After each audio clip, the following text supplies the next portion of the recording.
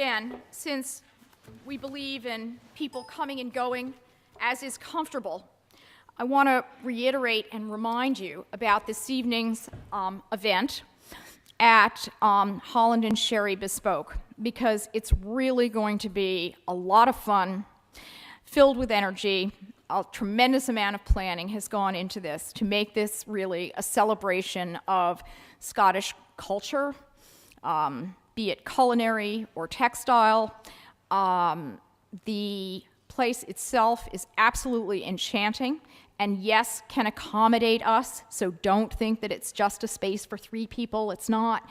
And we really want to hoist a glass with whatever happens to be in it, both to the 15th anniversary of this conference and also to Scotland and Scottish culture. So and although you can talk about absolutely anything you like, from platinum to shoes, and we encourage you, or platinum to perfume, perhaps I should have said, and we encourage you to do so. Okay, now, just for your information, the booksellers will be will be selling books all day tomorrow as well. And I want to tell you that we are extraordinarily excited about this watch panel, really moderated by a luminary and filled with luminaries. And before I do a very gentle introduction, I want to say that Roberta Noss, who is an award-winning journalist in the watch industry with nearly 30 years of experience, she writes something called A Timely Perspective. And for the rest, I encourage you to read her bio, because I want to give them the most time. But I want to tell you also that she is the author of a book called Jewels of Time. It's an extraordinary book, The World of Women's Watches, something that's really worth paying attention to. It's on the rise, and I know that Roberta would be delighted to sign a book for you, and they're available outside. So, with that, I've introduced our moderator. And my introductions are perforce brief because she will bring out the highlights of everyone's careers and pursuits. And then I'm going to do this alphabetically.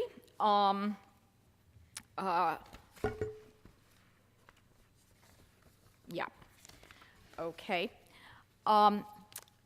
Rudiger Albers, I guess the world calls him Rudy, I think, if that's all right, is president and general manager of Wempe US, and he is a trained master watchmaker who transferred from Wempe, Germany to New York in an effort to train the city's New York team, if you will, and has stayed on since. I'm going to cut it there because he will give us his own story. Maximilian Busser is oh, golly gee. And this slide is actually the interior of oh, how do I go back? Jeez. It was up there, Lisa. Yeah, it was, yeah. I'm like, okay. So that was the interior of Wempe, and the reason that that was shown is because he is the one member of the panel who also operates in a context of selling various brands, if you will, in addition to the Wempe brand. Then Maximilian Busser, who is founder of MB&F, and his first employer was Jaeger-LeCoultre, and then at a very young age he was appointed managing director of Harry Winston Rare Timepieces. And after that, and you'll hear, I'm sure, about that time, he went on to found MB&F, and these are really extraordinary iconoclastic timepieces.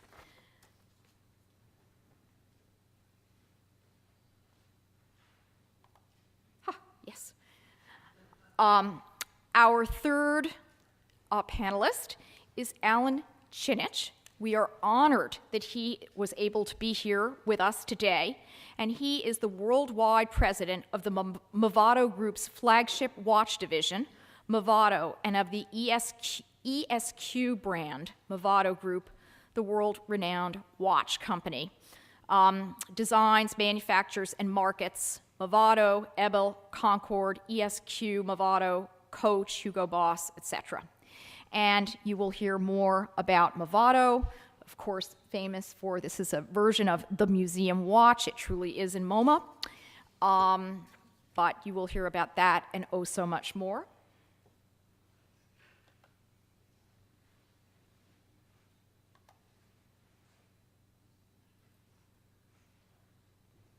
It's not, aha. To me, it's like magic. And finally, alphabetically, Ulrich Wohn, President and CEO, TAG Heuer North America and LVMH Watch and Jewelry North America. He joined LVMH Watch and Jewelry in 2002 as the Vice President of Marketing Communications for TAG Heuer North America. And the rest, as we say, is history. This is in no way comprehensive, but to tease and whet your appetite for the tremendous panel discussion that is to come. Now, let's see.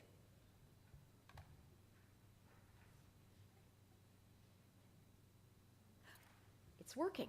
Okay. All right. Thank you, Lisa.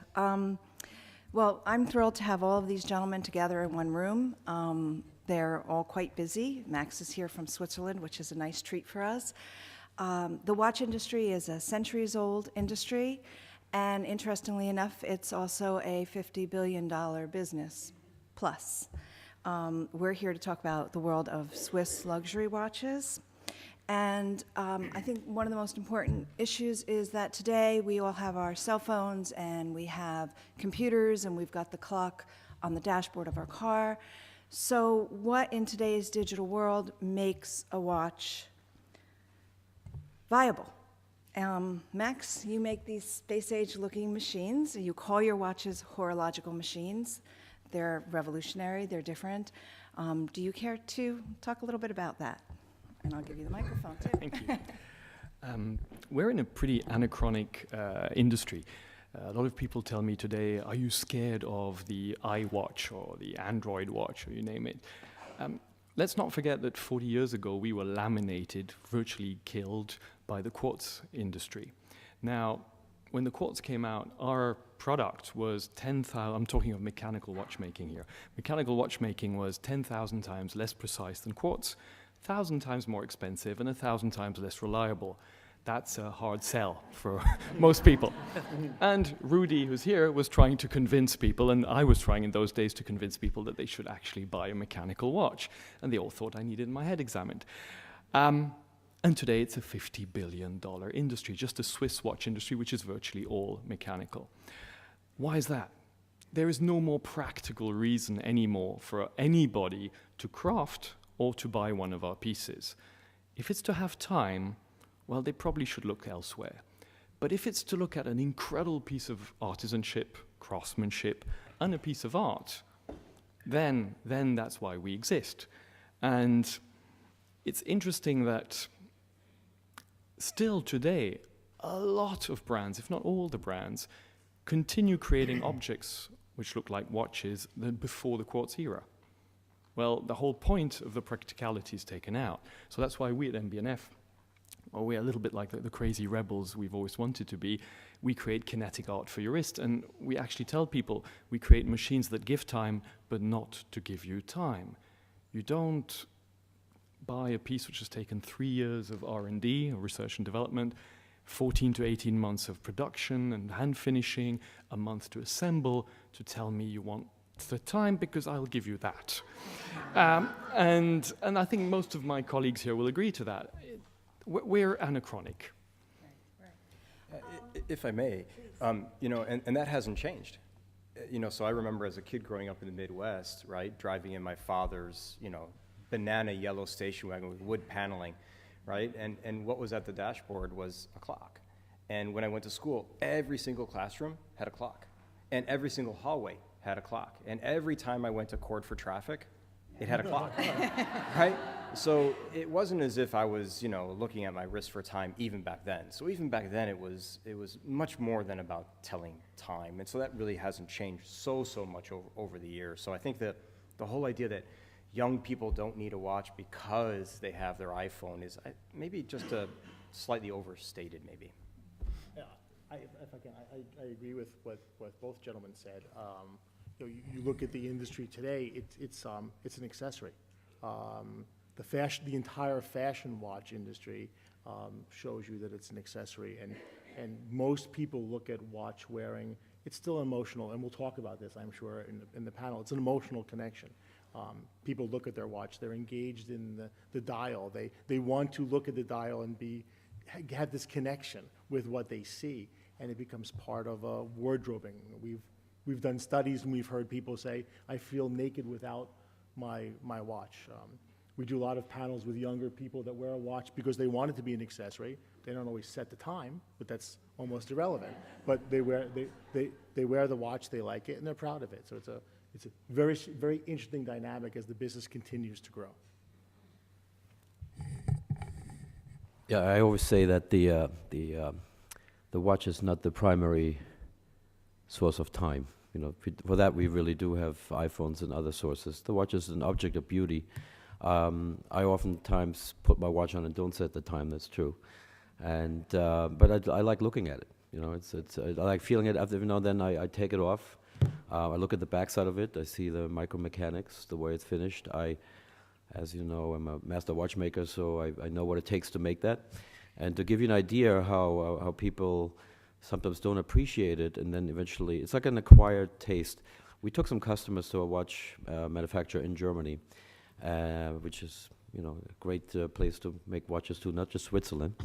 And this watchmaker was polishing this little piece of stainless steel with a little piece of wood, back and forth. And this woman had the audacity to say to her, "Isn't this incredibly boring?" And I thought, like, the guy's gonna get up and choke her. But he turned around and said, "But look how beautiful this comes out." And she understood, you know, this was art.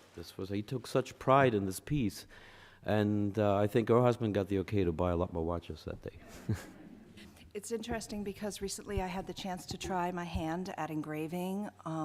If you look at some of these stunning watches with the engraving work in them, I couldn't even do a straight line. So I appreciate what I see when I walk through the hallowed halls of watch factories. We have a really great panel here. Max, as I mentioned, does these three-dimensional machines. And at Tag Heuer, they're one of the first brands ever to embrace the concept of concept watches, much like concept cars. 10 years ago, they were introducing very revolutionary watches with belts and pulleys instead of gears. Movado has the iconic museum dial that we all really know at a glance. And Rudy, you've got your pulse on time from both sides of the fence. So I think the question that I would like to put forth is, what is the influence on design, on watchmaking of design and technology? What's the most important factor that goes into creating, designing, and building watches? Sometimes you work on watches, as you said, 3-4 years before they come to fruition, sometimes probably 10. So I guess maybe, Max, do you want to talk a little bit about technology? Well, we're working, for example, on a movement. We've been working on it for 2-3 years now, which has got 564 parts. And it will give you just the time and the date correctly. But the movement itself is a work of art. And the people I work with are like the person you were talking about, Rudy. They're completely, anal about what they do, and it's their passion, and they can't even imagine that what they're doing is not normal. And so you work with I mean, I call the brand Maximum Boost and Friends because the people I work with, they're incredible. They're probably not actually adapted to the normal world, and that's probably why they live in Switzerland. But you end up working with people who have devoted their life to one or an artisanship which you wouldn't even look at. And so design is very important. Because at the end of the day, you don't want to have something which you feel is ugly, and you want something which is finished, refined. We're talking of works of art. I think the big difference, interesting concept, between contemporary art, because many people compare what I do to contemporary art. The big difference between contemporary art and contemporary watchmaking is contemporary art, and I'm probably going to make a lot of enemies here, 80% of the value is the idea, and if you're lucky, 20% is the craftsmanship. In what we do, 95% of the value is the craftsmanship, and 5% is the idea. Design, fashion, they disappear. Craftsmanship will always remain. It probably won't be cool in 10 years or 20 years, but in 40 years, and look what's happening in the fashion industry, in 40 years you'll go and get that old Pucci dress out, and you'll think, that was incredible, because not only was it amazingly new, it had craftsmanship. And I think a lot of the watch brands have to be careful also, because they're emphasizing much too much on design and fashion, and not enough on the work which goes into them. Would you like to comment on that, Alan? Being a brand that is iconic and design-oriented.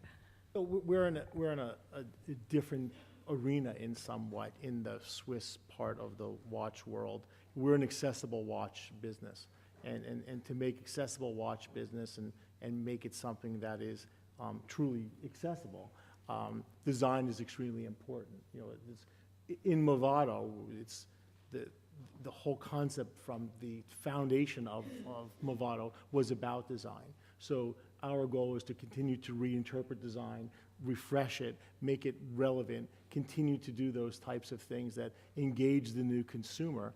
So design is essentially important, and really, really great design gives you the ability to do new, unique things that bring new customers to it. Materials, use of mixed materials, different ways of looking at technology. You know, most of the watch industry views technology in the way that your movements are made or how the watch functions.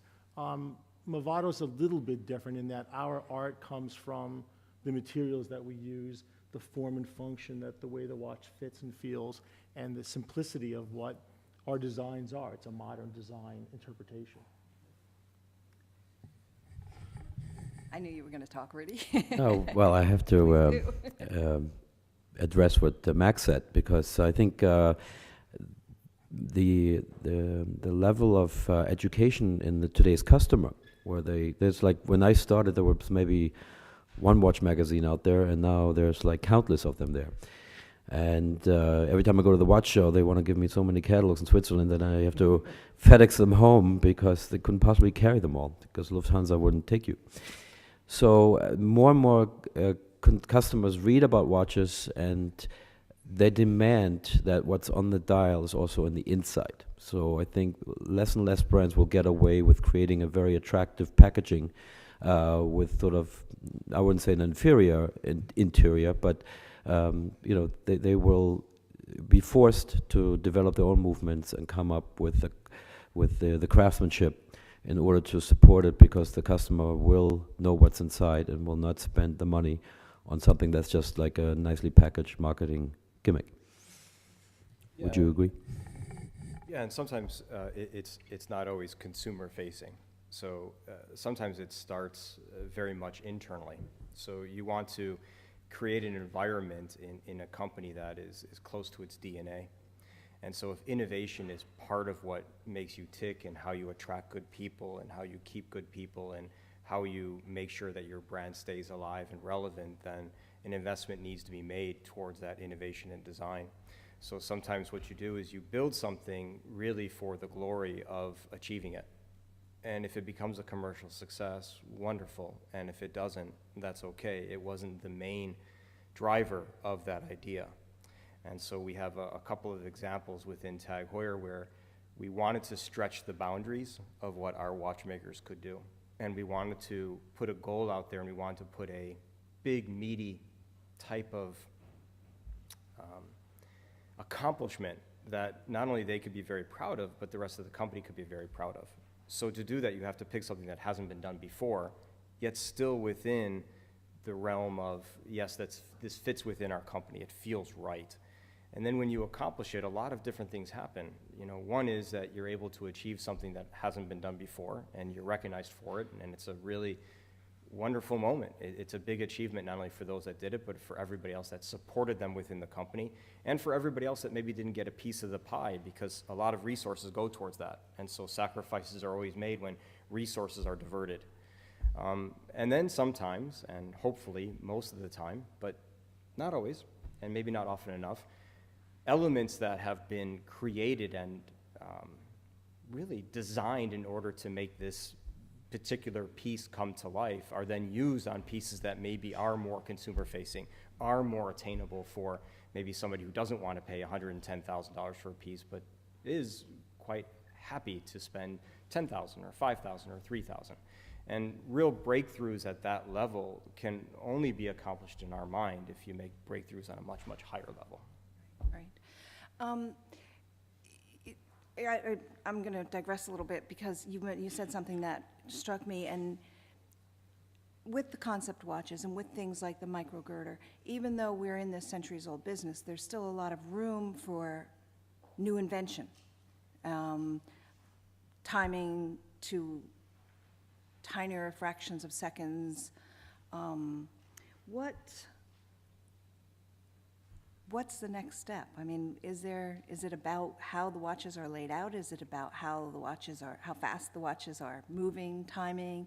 You, Max, have just unveiled this wonderful watch you're wearing with the double balance wheel. I don't want to get technical, but I'm just curious, what's the next step? Is there more room for growth and invention? Sure, I have a short answer. It's all of the above, and it's limitless. What we're really talking about is human beings just sitting down and creating a platform for themselves to think differently and to think about something that's already basically been created back, you know, 1600s, 1700s, 1800s, and fundamentally the basis hasn't been changed since then. So it's up to the imagination of these people who are terrifically imaginative and are able to break through the binds of tradition and say, within the context of watchmaking, what can I design? What can I come up with? And I think that's the most wonderful thing about watchmaking. I'm not one of them, but I must say what I admire most about it is they have this platform. And the easiest thing I think to do is to hide behind the skirts of tradition and hide behind the skirts of, well, this is the way we've done it forever, and therefore if you break that rule, you're breaking a wonderful tradition. Whereas if you really look back at the heroic watchmakers of the 1800s, they did exactly the opposite. They broke rules in order to demonstrate that they could do it. And I think that's the glory of watchmaking for the future. And I think personally, I think we're just on the tip of a golden age of watchmaking, because I think more and more watchmakers think that way. But more importantly, there are people in the world that are kind of raising their hands and saying, I appreciate that so much, I'll buy that because it can and because you have. It's an interesting concept.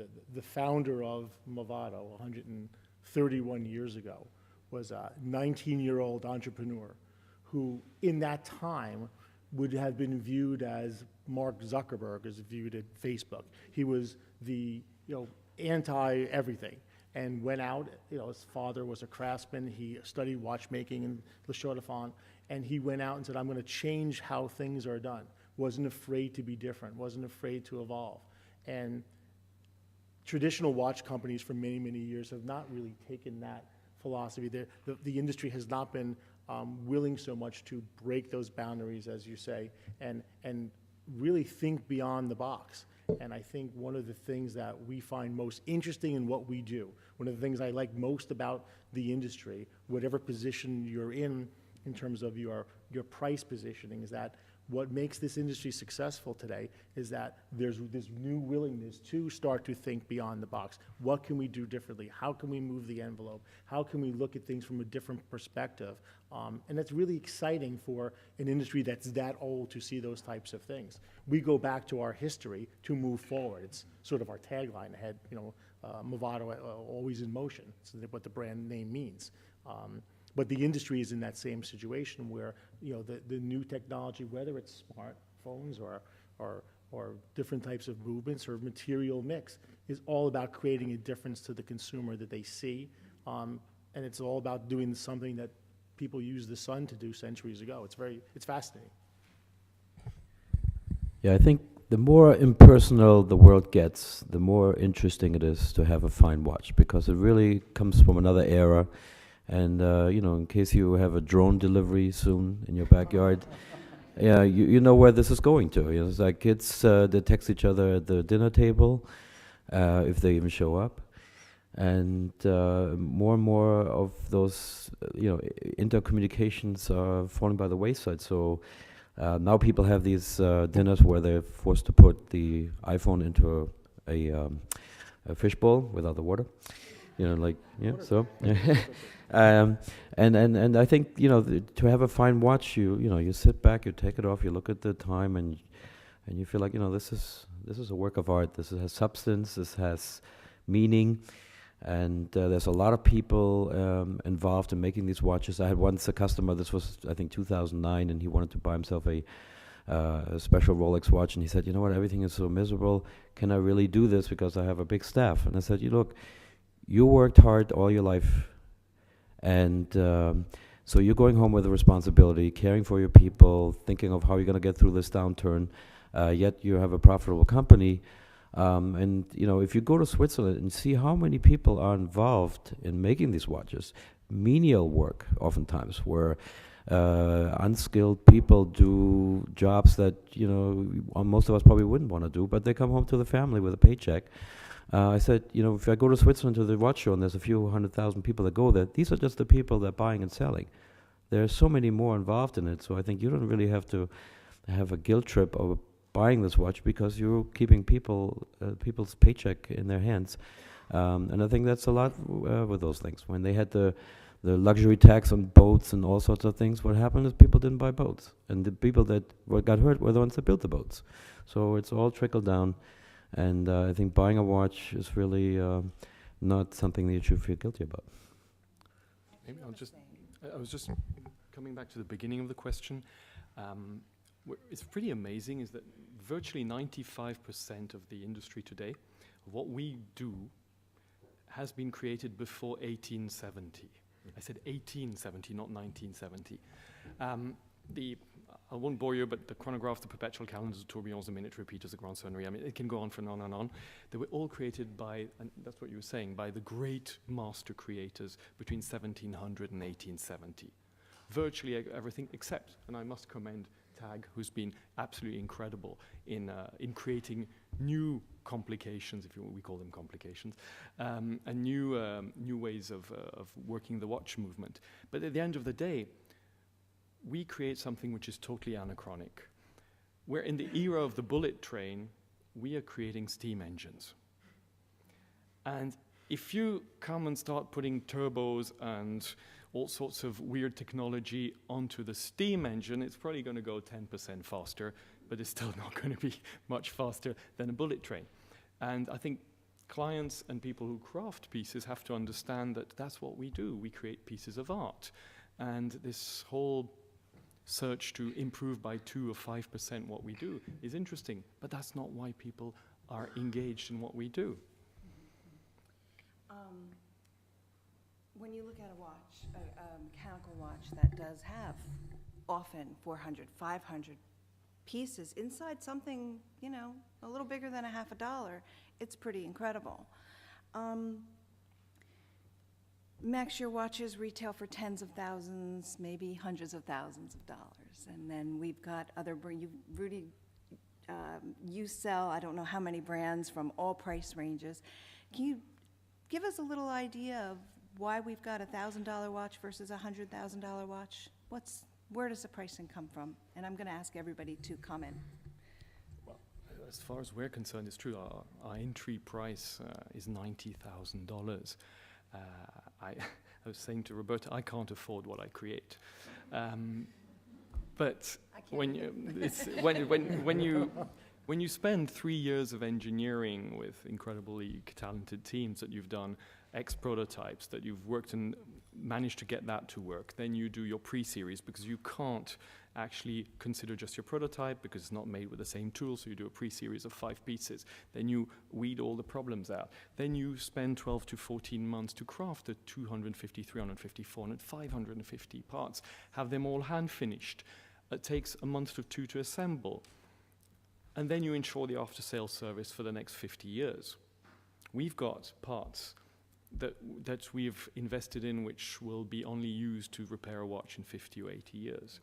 Now, all that to craft 18 watches has a cost, especially when you're in Switzerland. But it really is. And of course, if you do an industrial product which is done in hundreds of thousands, which is much simpler, which is industrially finished, it doesn't mean it's worse, it's just not the same animal. And often people come to me and say, what's the difference between this and that? I said, one is a watch, the other is high-end horology. It's 2 different things. And I'm sure Rudy has got these questions every day of why would, I don't know, a Patek Philippe be $100,000 and another brand be $1,000? There are rational reasons to this. Right. Art, do you want to comment on? Yeah, so we're on both spectrums. You know, we're a fairly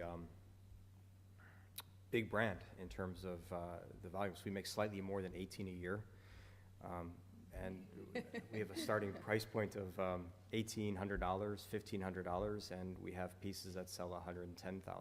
And I think what Max said is exactly right. It's about scale, and when you get to the point where you're hand making everything and you're hand applying everything and you're hand crafting everything, that's one explanation for why maybe something costs a little bit more. The real explanation, though, is exactly as he said, the amount of research and the amount of R&D and the amount of backups to backups that you need, the redundant systems to make sure that you can really make sure that that consumer that trusted you and bought that very, very expensive timepiece will be taken care of for the life of that timepiece is massive. And the thinking that goes behind it and the logistics that go behind it is massive. And then you have the pieces where we can make 100,000 pieces, and we're talking about still a very, very precise and a very, very articulate way of demonstrating mechanics. And when you look at all of the tests that a timepiece will go through, so each and every timepiece before it reaches our retail partners has gone through a massive amount of testing. So sometimes it's so much testing, it's the approximate wear and tear of 5 years of use within a week's time. And the pressure that when we say it can really withstand 500 meters of water pressure, that means that it has to stand up to that test and more, because it can't fail at 500 meters. It can't just pass 500 meters and we say, okay, job well done. It has to go well beyond that if we put 500 meters on that dial. So the amount of energy and the amount of precision and the amount of, let's say, dedication to that single timepiece, I think would be really surprising to most people, whether it was a piece at $2,000 or whether it was a piece at $20,000. People are, and to go back maybe to a little bit what Rudy said, that's exactly right.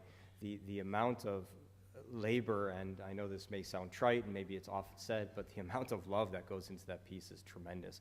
Watchmakers are, maybe like Max, are not in it for the money. You know, these aren't millionaires. These are people who want to create something. They're artisans, and they want to be able to put their name on something. And whether that's a piece at $2,000 or $20,000, it's that same mindset, I must say. There's very few watches today that you can do like Henry Ford does a car. Right. They all need that human touch. Right. And in just a minute, we're going to turn this over and open up for some questions. Did either of you two want to comment? Just one thing that I wanted to add to this, great design gives you the ability to come up with great value in terms of what you do. And you know, we're very blessed because it's somewhat of the fundamentals of our company that do that. But whether it's $100,000 or $5,000, our average retail in Movado is $1,000. The consumer expects the same type of quality in a $1,000 watch, because to the average consumer in this country, $1,000 is still $1,000. It's not something that it's a lot of money. And it's something that you expect a certain level of quality. It's something you expect a certain level service and after-sale service. And those are the types of things that no matter what the level of watch is, you have to be truly open and honest to the consumer to whom you speak, or to whom you seek, actually.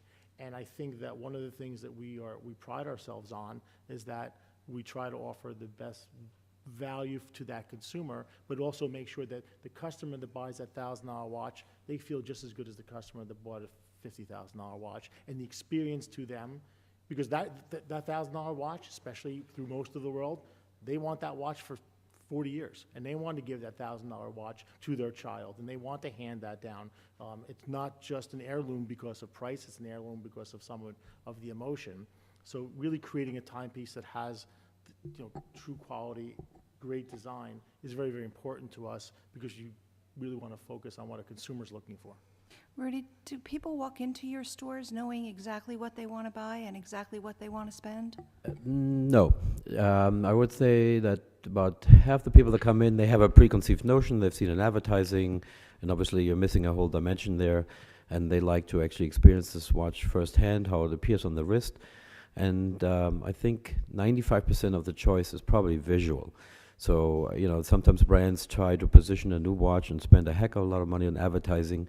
And quite frankly, if the watch doesn't look good, it doesn't really matter. And I'm always very happy to realize that. People are smart. Just because they get told by enough ads that this is the piece to buy, they still make up their mind and say, like, you know what, I know what I like, and I have an eye for beauty, and this design just doesn't jive. So we have people come in, and we have 20 brands in a range from $1,000 to probably like a couple $100,000 every now and then. There's like some outlandish piece which probably somebody waited 2 years for somebody to make. So that's more like the exception rather than the rule. And we have about 14 sales associates who are all very passionate about the watches. We don't work on commission, so therefore people really get an education as to how which watch would be perfect for them. So they get like a neutral advice, and usually they walk out pretty happy with the choice. It's not necessarily determined by the price, but really what suits them. And oftentimes they're willing to spend more, because as you go along, you realize, you know what, this is really nice. I want this movement, I like this size and this material, and before you know it, you might have spent more, but we have very little buyer's regret. Very good.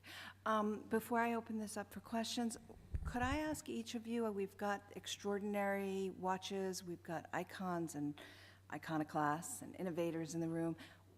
Just to sum up in a couple of words what it means to you, what makes a watch extraordinary?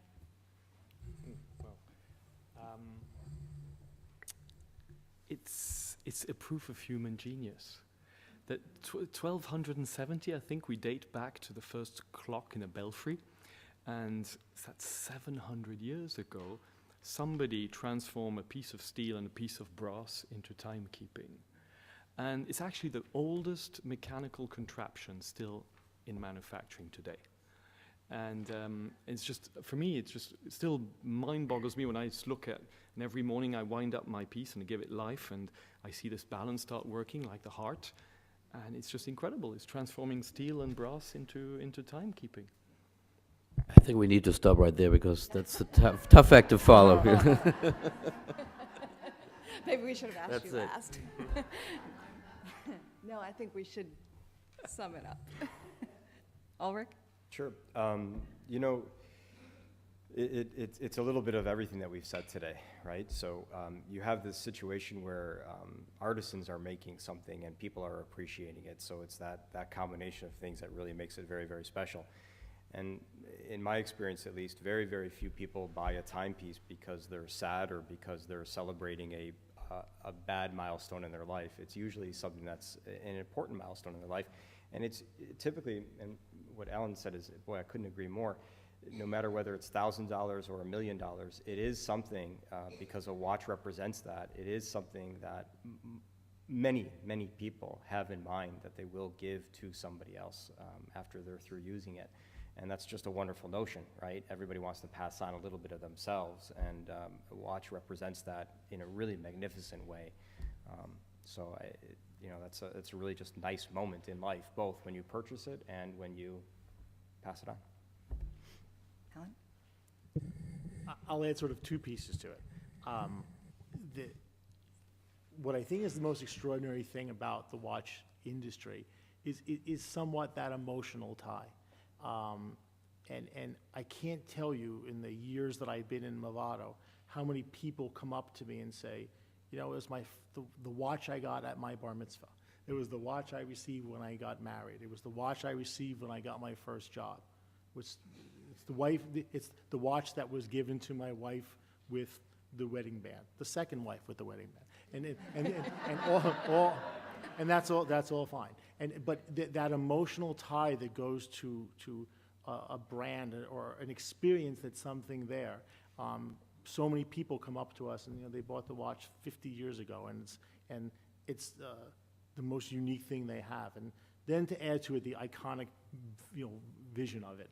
You know, you could be on a plane wearing a Movado museum dial, and someone will look across the aisle and say, "Oh, that's a nice Movado." It doesn't say Movado on the dial. They view the iconic value of something which we think is really, really special. So when people appreciate the fact that this was an emotional experience that they engaged in, and that they view it truly as an icon, and every one of the watches of the folks that are involved here are part of this situation, then you've created this passion and this emotional experience that's very, very different than many other things that you have. I spent 20 years in the eyewear business, selling sunglasses and frames. And this can change the way you look, and sunglasses maybe sometimes change the way you feel, but the emotional attachment, you have something on your wrist, for people to say, I feel naked without it, that's something that's very, very special. I think that is the future. That passion is the future in the watch industry. And that will yield, I work for a 131-year-old brand. 131 years from now, someone will be having the same conversation in a very, very different way. And I think that's what's exceptional about what we do. Rudy, could you do it in fewer words? In few words? Oh. Sorry. Yeah, well, I like the fact that the watch is portable. You know, I can go anywhere I want. I have some purpose-built watches. You know, when I go scuba diving, I wear my Rolex Submariner, and I know that, you know, my life could depend on it, and I could depend on the watch. And when I go racing, maybe I wear my Tag Heuer. Yeah. So the fact that, you know, to me, obviously, I have a special connection because my father was a watchmaker. He's 81, just bought himself a new watchmaking bench. It's a great profession. You can do it anywhere, and it lives on forever, it seems. So watches are very personal. My wife buys herself some great new shoes with flower design on her pants, which would look ridiculous on me. So and maybe a new handbag. I buy myself a new watch, and I'm happy with that. Thank you. So. All right, thank you, everyone. I want to have time for some questions.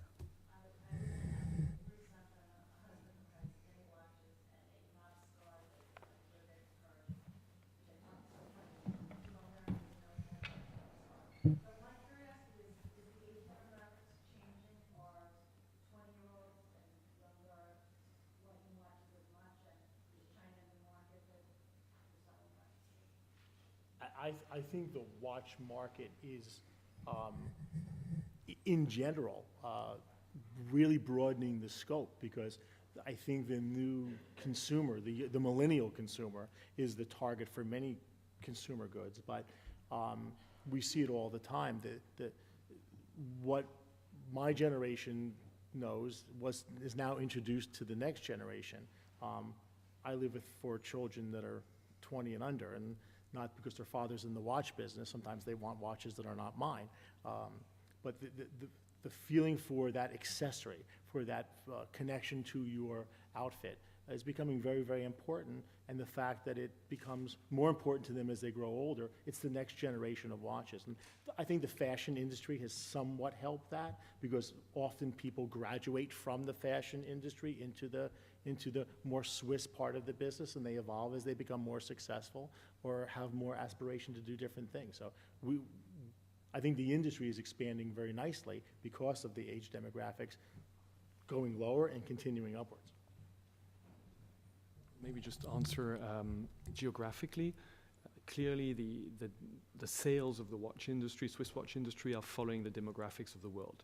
So the whole focus over the last 10 years has gone to Asia. I think that 60% of the exports of Swiss watches now are to Asia. And of course, China in the last 5 years has just hit the accelerator. And I'm sure, I mean, even Rudy in New York has a sensible part of his sales to Chinese tourists traveling to there. We don't sell to Chinese people because extremely brand conscious, and with crafting 18 pieces a month, we have no advertising budget, and therefore they have no idea that we exist, and they wouldn't even be interested. But the big brands today are very big companies, and they've taken over that big part of the industry. Yeah. This gentleman right here. I have a two-part question. The idea of LVMH or Richemont, has that affected the watch industry negatively or positively with the influx or outflux of cash? And secondly, do the trends like a while ago, the Jerome watch company, the DNA watches, Franck Mueller was the big guy on the block for a while. And all of a sudden, they don't really, I noticed here in New York that Watchland is closed now, where Franck Mueller. Do those things affect your industry or how you approach the industry? Yeah, sure, absolutely. You know, so when you start to look at groups like the Richemont Group or like the Swatch Group or like LVMH Group, which we're part of, there's always pluses and minuses, right? So sometimes people complain that a little of that independence is missing, possibly. The great thing about it, and I think the great benefit to, let's say, the watch industry, and the great benefit to brands that fall within those groups is an assurance that they'll be well funded. The watch industry is a very, very difficult industry to fund. It's not as if it's massively profitable. It needs scale. It's a very tricky business, and it's also very cyclical. So when one country is up, another country is down. I think we all lived through 2008 and 2009, where it was really very, very difficult. And a lot of stress was put on the entire industry. Did somebody need to buy a watch just then? Perhaps not, and that was reflected in the sales. So to get through those periods, to have a benefactor, a partner like a Richemont and LVMH and a Swatch brings great, great benefit because it brings a tremendous amount of stability. And lastly, what I'd like to add to that is it also allows, if companies choose to do it, it allows a tremendous amount of R&D. And R&D in the watch world, it can't be overstated how expensive that is to do, and how, well, if you're only looking for commercial success, how risky that is to do. And as to the others, those other brands, I think they're evidence of just how difficult it is to succeed as a watch brand. You know, companies come and go, just like in any other industry. It's just maybe a little bit more pronounced and a little bit more obvious because in order for a watch company to succeed, they need to be very present. And when they are no longer present, it's obvious. I would like to say, though, that both of those brands are still in business. Sure. They're just perhaps not as in trend as you. Not as obvious. Right. Yeah. I'll maybe just tag along. We wouldn't exist if there were no Richemont Swatch groups and LVMH. They're formidable machines which do like $8 billion for one and 15 for the other, etc. But they have actually created the emphasis on watches that small artisans can't. For every 1,000 people they've convinced, or 10,000 people they've convinced you should look at a watch, maybe there is one who says, hey, but I want to look at something different. But if they don't do the work of those 10,000, we're never going to be existing either. So we're grateful. And if I may add, I think, you know, competition is good for business, and having these groups there who very vigorously compete with each other, I think it's actually healthy. I'm sometimes actually surprised of how competitive they are within the groups, you know, where really advantages or inventions are being used by one, and before the other one gets to it, you think more sharing would go on sometimes, but they sort of protect it. And so I think it's actually healthy and good for the customer at the end to have these groups compete with each other the way they do. You got a question? Yes. You gentlemen mentioned in the discussion, basically, let's say between $2,000 and $150,000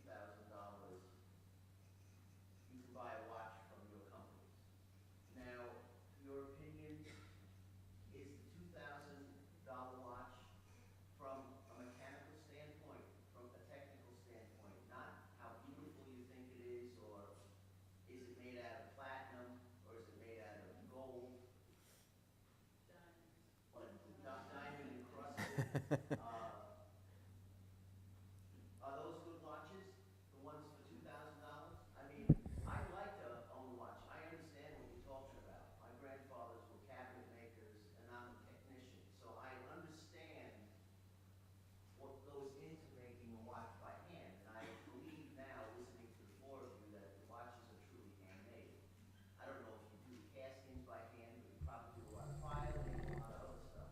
So for people like me, who's middle class, who's retired, but I understand the cachet of a good watch, because I have my grandfather's watches. Are the $2,000 watches there, or are we gonna have to expect to spend more? No, absolutely not. And I think that's exactly where Wempe had played a big part. Many brands went more and more upmarket and sort of neglected the starting price range, where you get a decent quality watch that's reliable, that's affordable, that does look good, that will last. It's backed up by a brand that will be there for you for the future. And so those do exist, and they will definitely be out there. And I think you don't have to spend $100,000, because that's really the reason why the watch costs $100,000 is because they probably make, there's certain watches I get like four, and I'm a big Patek Philippe dealer. I get like 2 in a year. So you can imagine they have some where I have to send Patek a letter and say, I'm interested. Here's my letter of intent, and maybe in 3 years, Wempe is considered to receive one of these watches, to then give it to a customer who collects them. And that's really why a watch that costs that much does cost that much, because there's very much.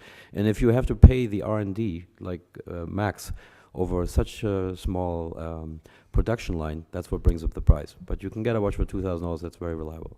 To answer... Most of the R&D work was done as of 1870. I mean, Conceptually.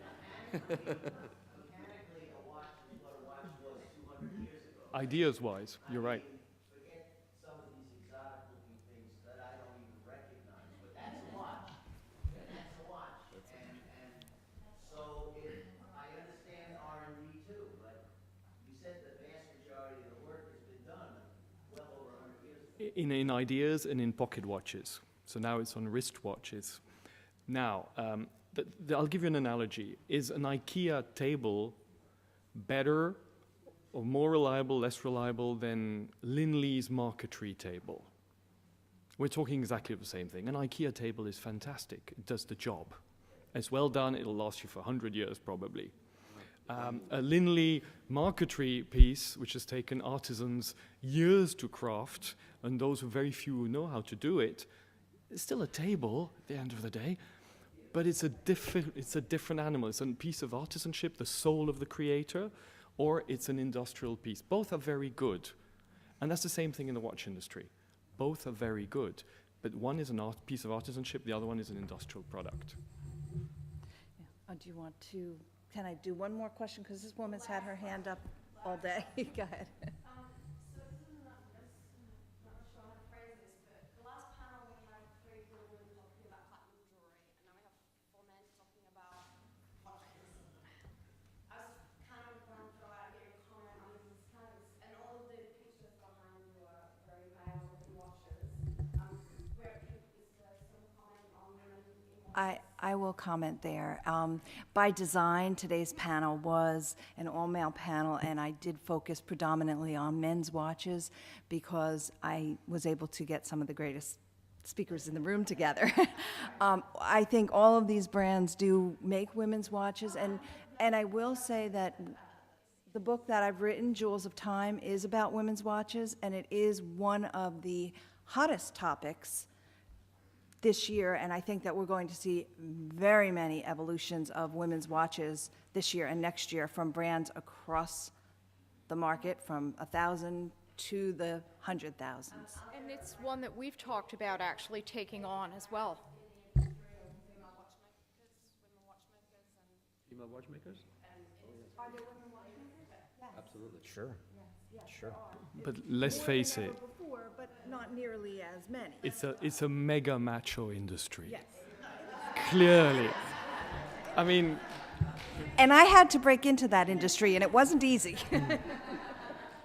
It's virtually all CEOs are men, all top management is men. I don't know why, but it's a fact. But I will add this from a male, female perspective, from a design perspective. Most of our men's watches, and I'm not sure what's behind us, but are designed primarily by men in different parts of the world. Almost all of our female watches today, our women's watches, are designed by women. So it's kind of how we look at how we want to personalize and get that patina into the way we look at things. So I think it's more so, where the taste level sits, where the skill sets lie, because it's not just putting diamonds on watches, it's how do those diamonds flow, how does the bracelets flow? And sometimes the women designers just have a better perspective of that, but it's... And we can do a whole panel on women, so just a real little, but just a really small little fact. If you look at unit sales over $1,000, believe it or not, Tag Heuer is the largest women's brand in North America. Largest women's brand in North America. Yeah. I think we should give this band of experts. Thank you very much for this. Thank you. I'd like to quickly add that my CEO is Kim Wempe, and we have 32 stores, and about half of them are managed by women. Thank you. Okay.